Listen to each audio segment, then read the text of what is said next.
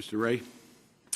Thank you for the opportunity to appear before the committee to describe the activities of the Department of Agriculture in providing assistance to farmers and ranchers in addressing air and water quality issues, particularly as it relates to livestock operations. EPA's enforcement actions related to air emissions from CAFOs have been based on violations of the Clean Air Act and reporting requirements under CERCLA and EPCRA. Historically, CERCLA and EPCRA were implemented to address hazardous substances that, when released into the environment, may present substantial danger to the public health, welfare, or the environment. Application of these statutes to address air emissions from CAFOs is a recent phenomenon.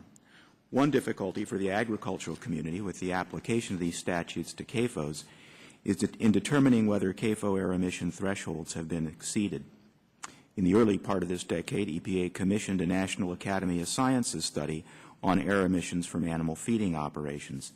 NAS published a report in 2003, and the most significant recommendation of the NAS study was the need to develop a process-based model of CAFOs to more accurately estimate the air quality impacts of these operations. To support the conduct of this study, EPA and USDA held a joint meeting in November of 2003 with a number of scientists, CAFO representatives, and environmentalists. Meetings were held after the initial meeting to develop a scientifically sound monitoring protocol. Following publication in the Federal Register, EPA conducted sign-up opportunities and selected sites for the study. In 2007, the state-of-the-art mobile laboratories were positioned on selected CAFOs and began data collection. It is anticipated the data collection efforts will conclude in 2009, and EPA will begin the development of their emissions estimation methodology. This methodology is the first step in EPA's process to develop a more comprehensive estimation technique recommended by the National Academy of Sciences, a process-based model which will aid in the development of any needed air emission requirements from CAFOs, which will thereafter be science-based requirements.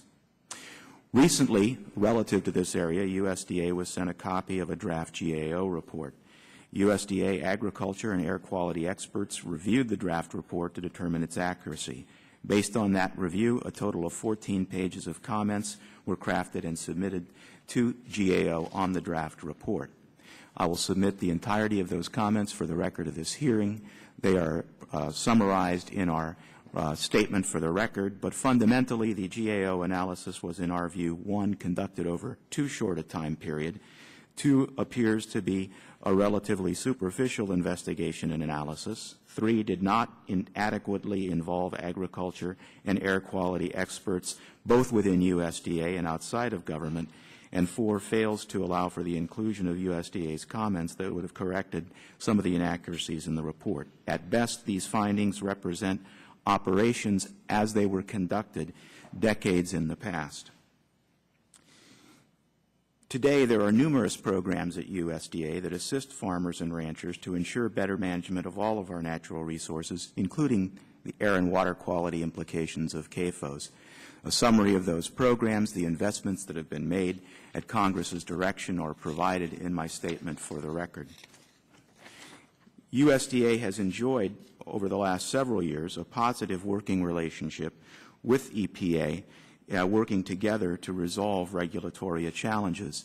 With specific regard to CAFOs, we have been working together under a unified national CAFO strategy for about the past 10 years that directs a number of joint agency efforts to deal with air and water quality implications from CAFOs. I'll submit a copy of that strategy for the record as well. Now, I think probably it's worthwhile to comment a little bit on the XL Dairy situation, which is the only situation that's been identified thus far that released enough emissions that would have triggered a CERCLA or EPCRA requirement. What happened on the ground affected what happened in the air, and the things that happened on the ground at XL Dairy should not have happened under a normally permitted CAFO. Essentially, XL Dairy went bankrupt. They were allowed by the state of Minnesota to leave manure in their pits. That manure festered in a straw-based solution for 3 to 5 years, before a successor in interest reopened the dairy. That successor in interest was allowed to reopen the dairy without cleaning up the old manure or expanding the size of the pits to accommodate a twofold increase in the number of animals. The mixture of the old manure that had been fermenting for 3 to 5 years and the new manure is what likely caused a spike in hydrogen sulfide emissions to the level that previous witness indicated. Had the state of Minnesota been properly operating the permitting process for the dairy, both before Xcel went bankrupt and after a successor in interest took over, there likely wouldn't have been that level of emission. I'm concluding. Thank you for the opportunity to offer my testimony.